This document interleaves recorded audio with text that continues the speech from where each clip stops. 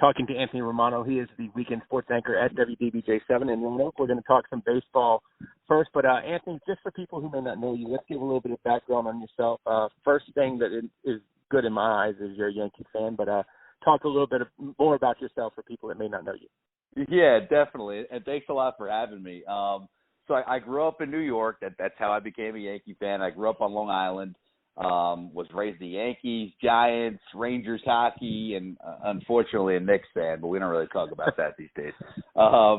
Grew up in New York, so that's where that fan base started, and then ended up going to college all the way out in Missouri. So I went to the University of Missouri for sports broadcasting, did that for 4 years there, and then took my first job out of school right here in Roanoke at WDBJ. So I've kind of been there since spring of 2018, and been doing that ever since. So it's been a lot of fun, and yeah, still following all my New York teams down here in Roanoke. I always wonder how people find Roanoke, Virginia on the map, aside from, you want to get into the business. But talk about the bright points of, being, I don't want to say a smaller market, but, you're not at top five. So talk about the bright points of being in that, smaller than top five market. Well, it's definitely different. What we do down here, I mean, we're so ingrained in the communities that we cover, and you got to realize our station covers, I think it's like 32 or 33 counties. I mean, it's a massive region here in our little chunk of Southwest and even into Central Virginia. We try to get to as many of those as we can on a regular basis, and it's a lot, and it's really only me and Travis in the sports department, so we kind of have to pick our battles sometimes, but you really get a sense of all of these different unique communities that you don't really have as much when you're in those big markets. Let's say, for example, you're doing sports in New York, you're talking the Yankees and the Giants and these big pro teams, and that's great, and I'm sure that's a lot of fun, but it's a lot bigger. It's a lot more. You're not exactly digging deep into those community stories as we are here. That's such a huge part of our coverage, as you well know. Friday Football Extra, and obviously we just got out of high school basketball season. That was a really good experience for a lot of our hometown teams. So I feel like that's the main difference when you talk about a mid to smaller level market versus those big cities. Right, and definitely meant as a compliment, by the way. Wasn't trying to absolutely. Wasn't trying to insult market number 6, by the way, on there either. As we're recording this, it is Tuesday. It is almost 3 o'clock, and Freddie Freeman remains unsigned. But I think we can tell that by moves that have been made, the Braves are off the table. I don't think the Yankees are on the table as much. Are you okay with that? I just saw a tweet. I don't know. It might have been John Heyman or one of those other guys that said it's down to basically the Dodgers, and I guess the Red Sox just entered the sweepstakes. So it's the Dodgers and 4 AL East teams: the Sox, the Rays, the Yankees, and the Blue Jays. So that being said, in recent years, it seems like the Yankees have not been in those type of bidding wars for those big guys. So I probably, unfortunately, tend to agree with you. Am I okay with that? No. I think they should definitely go after him. I mean, you end up bringing in this Kiner Falefa guy to play short, which I'm okay with. But that being said, that kind of has to go with another bigger move. And I feel like Freeman is the obvious guy out there. You stick him at first base. He's a lefty bat. He crushes right-handed pitching. He's built for Yankee Stadium. And I know Rizzo's your guy, and I'd be totally okay if they end up signing Rizzo back. But I just think that Freeman is a much better hitter. He hits for more power. I think his swing is just perfectly built for that short porch in right field. But if they end up with Rizzo, I wouldn't be too upset.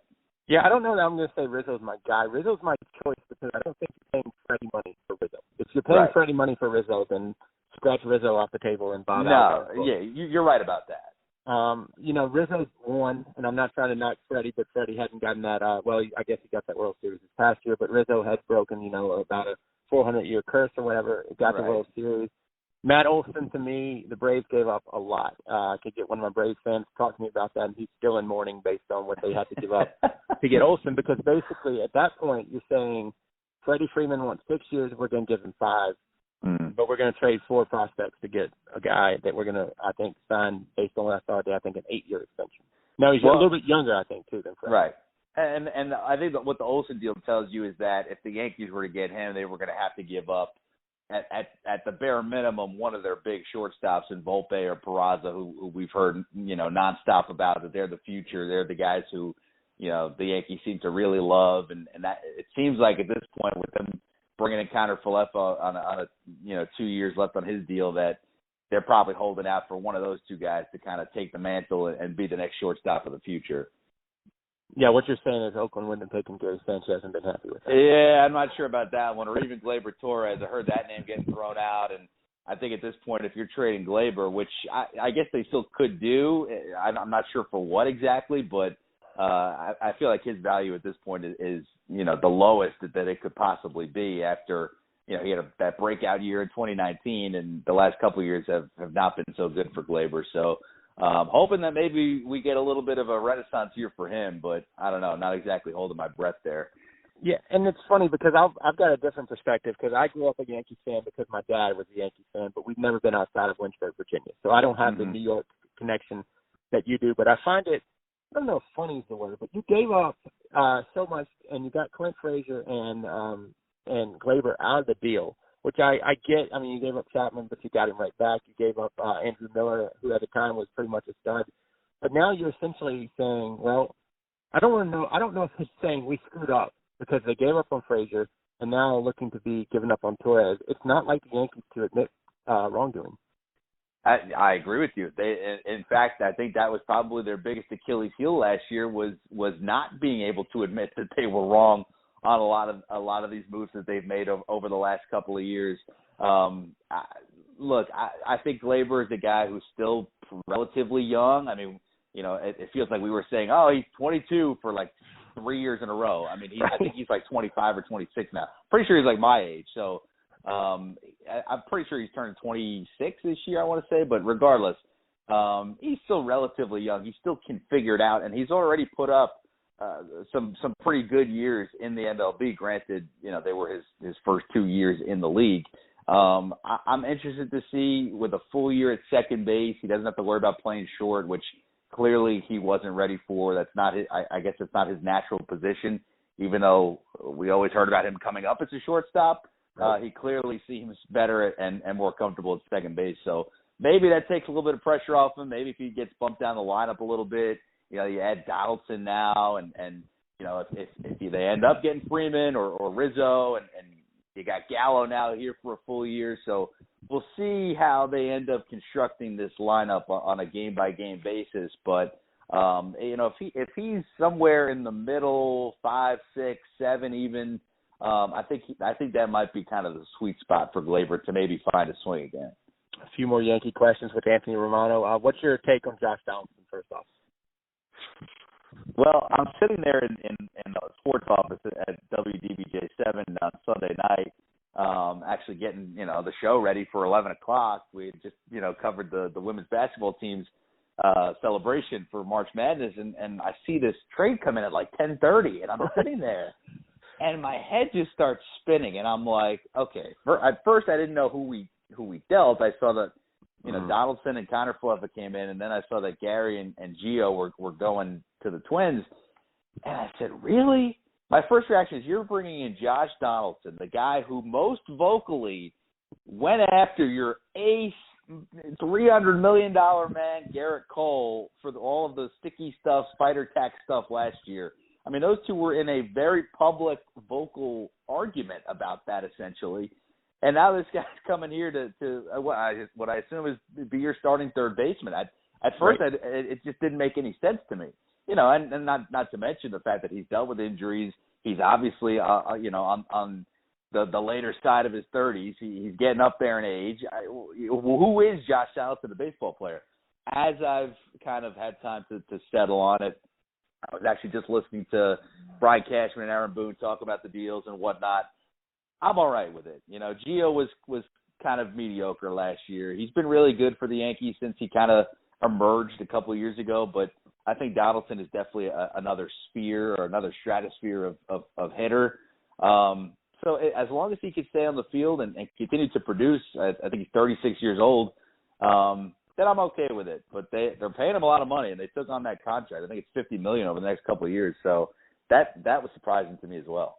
Yeah, my thing was why. I mean, because it didn't fill a immediate need. I mean, you could live with Gio back there. I mean, to get Gary Sanchez out of New York, I'm kind of pro that. But, I mean, right. you know. But then, now, question number 2, can the Yankees survive if Luke Voit is your full-time first baseman? My answer is no. Well, here's what also goes along with that, Bob, is that my biggest question now is, where is DJ LeMahieu playing? Because good. Yep. I think that if let's say they don't sign Freeman, and let's say they don't even sign Rizzo, and you go into the year and you say, okay, we've got basically Donaldson at third, Kiner-Falefa at short, Torres at second. That leaves Luke Voit and DJ LeMahieu, who, let's be honest, I think they're both starting players at the major league level. They both deserve to start somewhere. And first base would be the only option now for the both of them. Well, if you're asking me, I think DJ absolutely deserves every day at bats. You can't just go from this guy leading the league in hitting, winning a batting title, to, you know, basically being a platoon guy or a fill-in guy wherever he's needed on the bench. So if it's between those two, I'm picking DJ.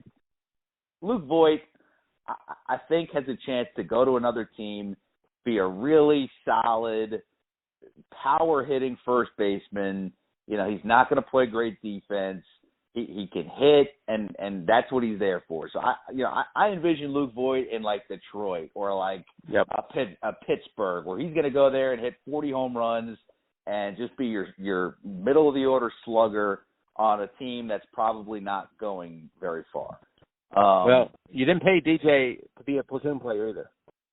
And they just extended him before last year. Right. And obviously last year was tough.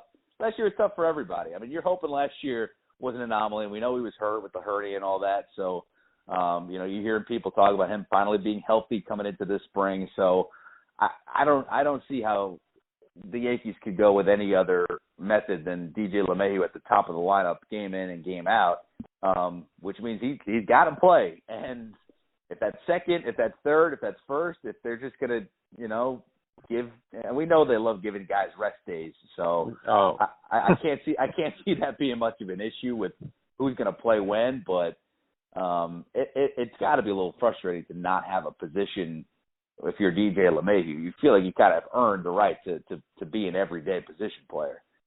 Final Yankees thing, is the term "they're a New York player or can only play in New York" is it true or false? Is it a myth, or is there's some legitimacy to it? This is a good one. I tend to believe it is true. Like, for example, I was listening to actually Michael Kay talk about this regarding Gary Sanchez even. And if we remember back in 2016, the guy came up and lit the world on fire. I mean, you couldn't get him out. He came up and it looked like, man, this is going to be our catcher for the next 10 to 15 years. Maybe he moves to first base eventually, but I mean, this is our guy. This is going to be the cornerstone of this lineup for the better part of the next decade. And, he's always provided that power, but his defense lagged behind, and the fans have just continuously got on him. He can never do right with the fan base. They'll let him know every time a mistake is made. And I think that does wear on a guy like that. You're trying your best out there. You're trying to improve. Obviously, for him, it never really materialized, especially defensively. And I think that pressurized situation of the media and the constant eyes are on you, and people are going to talk about you in the papers and on WFAN talk radio, and at the stadium, the fans are going to boo you. All of that stuff I think can compound in New York, where it may not be as intense in other places. So I think, it definitely does have an impact on some guys, but then obviously others, they're able to rise above that. Final Yankees question. Since you have become paying attention to the Yankees, and I'm not going to go back to, before you were born or anything. Right. Since you were a fan, who is the best player that they've had, in your opinion, that just could not play in New York? I mean, I think there's a lot of them personally. But that could not play in New York. Well, the one that immediately jumps to my mind is Sonny Gray, just because it's kind of recent. And he was really good in Oakland, and he was pretty good in Cincinnati last year. And he was just an absolute disaster in his couple of years with the Yankees. So that's one that definitely comes to mind. Who was the one that you were thinking of? I'm curious. Well, I'll tell you from my time period, and this has probably got Brian Cashman on my enemies list for a while, is that year where, and I think this was even like in the early 2000s when they signed Garrett Wright and Carl Pavano. Both those guys were coming off big years, and it just did not pan out. I mean, from a lesser degree, maybe Kevin Youkilis as well, but I mean, I didn't ever think he was a fit in New York. Yeah. My personal favorite is Jeff Weaver. I love Jeff Weaver when he was in Detroit. Late 90s, he had filthy stuff, but it just did not pan out in New York. And I mean, even to a lesser degree, and I think he won a World Series with them, is A.J. Burnett.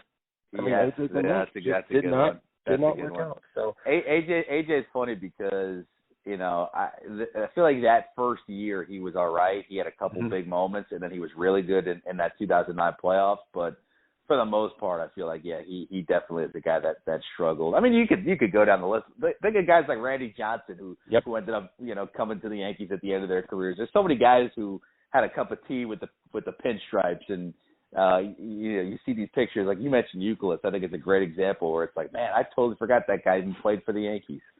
I'd like to forget that guy played for the Yankees. So, I mean, that's kind of where we're at with that